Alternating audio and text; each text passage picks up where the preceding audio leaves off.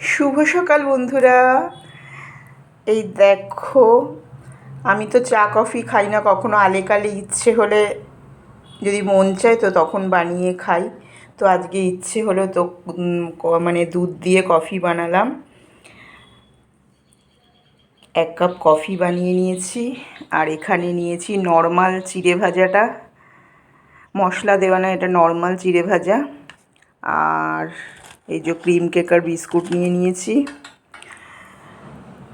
তো সকালবেলা এটা খাবো।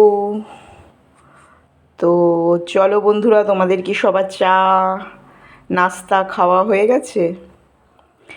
সবাই তাড়াতাড়ি চা নাস্তা করে নাও, নিয়ে সবাই যে যার কাজে লেগে পড়ো।